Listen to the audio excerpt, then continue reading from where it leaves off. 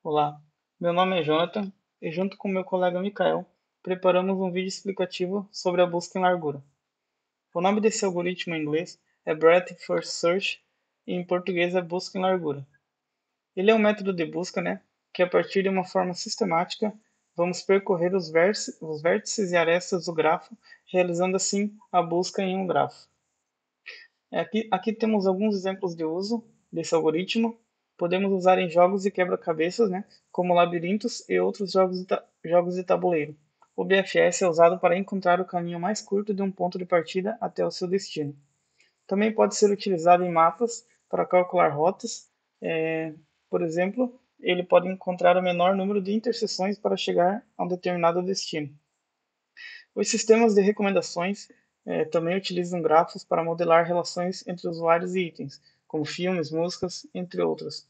Em plataformas de streaming, por exemplo, utiliza-se esse algoritmo para encontrar filmes conectados a um usuário através de outros que também assistiram, e gostaram de conteúdos semelhantes.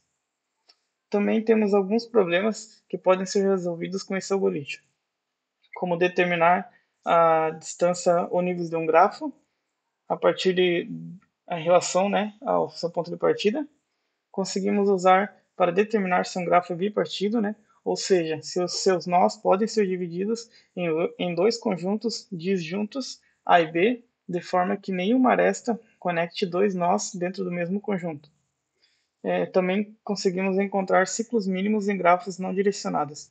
O algoritmo explora os nós camada por camada e ele garante que, se um ciclo é encontrado, ele será o menor ciclo possível, a partir de um nó específico. Agora eu vou falar um pouco sobre o funcionamento desse algoritmo.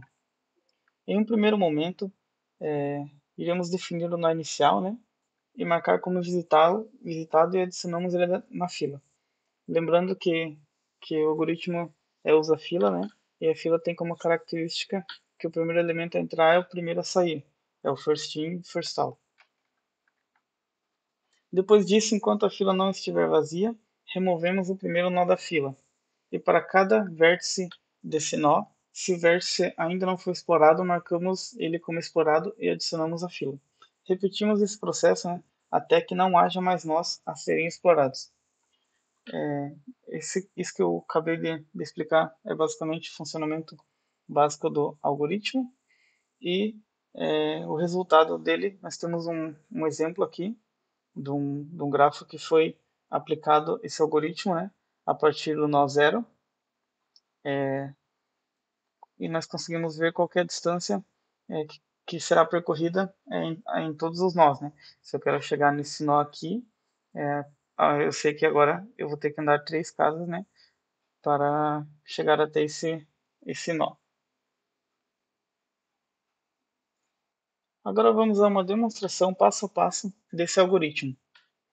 Aqui nós temos o nosso vetor, aqui desse lado nós temos a fila e aqui embaixo nosso vetor de roteamento, onde temos dados como todos os vértices, o D que é a distância de cada vértice a partir do vértice inicial, do nó inicial, e na última linha temos o pi de cada vértice. Iniciamos definindo o nosso A como o nó inicial.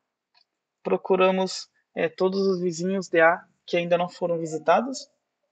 Primeiramente temos o B, adicionamos ele à fila e atualizamos nosso vetor de roteamento, com a distância A mais 1, que a distância da A é 0 mais 1, a distância de B fica 1 e o pai dele é o A. A mesma coisa acontece com o C, colocamos na fila, atualizamos ele como visitado e atualizamos nosso vetor de roteamento. Como o A não tem mais nenhum vizinho que não foi visitado, marcamos ele como explorado. Agora o nosso primeiro nó da fila é o B. Procuramos todos os vizinhos de B que ainda não foram visitados. Primeiramente temos o D, adicionamos ele na fila, atualizamos o valor dele, que é B, a distância de B mais 1, fica 2, e atualizamos nosso vetor de roteamento. A mesma coisa vai acontecer com o G, atualizamos na nossa fila e nosso vetor de roteamento. Como o B não tem mais nenhum vizinho que ainda não foi visitado, marcamos ele como já explorado. seguimos pegando o primeiro da fila, que agora é o C. O C tem apenas um vizinho que ainda não foi visitado, que é o E. Adicionamos ele na fila, atualizamos o valor dele e como visitado, e também nosso vetor de roteamento. Marcamos o C como explorado, fazemos o mesmo processo para o D, tem apenas o F que não foi visitado, o valor dele é o valor de D mais 1, né? 3, e ele é marcado como filho do D, né? E agora o D marcamos como já explorado. Fazemos o mesmo processo para o G. Como o G não tem nenhum vizinho que não foi visitado, a gente simplesmente tira ele da fila e marca como explorado. Com o E vai acontecer a mesma coisa, ele não tem nenhum vizinho que ainda não foi visitado, a gente apenas tira ele da fila, e com o F também. E assim, com a fila vazia, a gente chega no final do algoritmo, com todos os nós visitados e explorados. Aqui nós temos o resultado do nosso algoritmo, né, já executado, onde a gente consegue encontrar a ordem que os vértices foram explorados, né? No caso foi A, B, C, D, G, E e F. Nós temos a nossa árvore que foi gerada a partir desse algoritmo, né?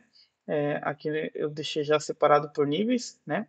O, o A é o 0, o B e C é apenas 1 a partir do nó inicial, o D e o G são 2 e o F é o único que é 3 de distância a partir do nó inicial. E aqui embaixo nós temos o vetor de roteamento, né? Que é o que a gente preencheu conforme fomos fazendo o algoritmo. E aqui temos o nosso grafo final, né? Depois de termos executado o algoritmo BFS. A partir do nó inicial, a gente consegue determinar a distância até qualquer outro ponto, né? Digamos que eu quero ir do A até o G, eu sei que vou ter que percorrer 2 nós até ele, no caso o B e o G. E se eu quiser ir até o F, serão 3 pontos, né? B, T e F. E agora que já conhecemos o algoritmo passo a passo, veremos algumas outras possíveis aplicações. No jogo de xadrez, podemos usar o algoritmo para encontrar o caminho mais curto que uma peça terá que andar até determinada casa. Em árvores genealógicas, onde os indivíduos são representados como vértices e as conexões de parentesco como arestas, o algoritmo BFS pode ser usado para explorar os níveis de parentesco entre os indivíduos. Isso é útil para pesquisar relações familiares mais distantes. E o algoritmo também é usado em protocolos de roteamento de redes, para descobrir ciclos em uma rede e determinar a melhor rota para pacotes de dados. Os ciclos, né, podem levar a congestionamentos e a redução de desempenho e falhas de comunicação, tornando sua detecção e prevenção essenciais para a eficiência da rede. O algoritmo VFS é um dos algoritmos que garante que as redes operem de maneira segura e eficiente. Este é nosso trabalho. Agradecemos a atenção de todos e até mais.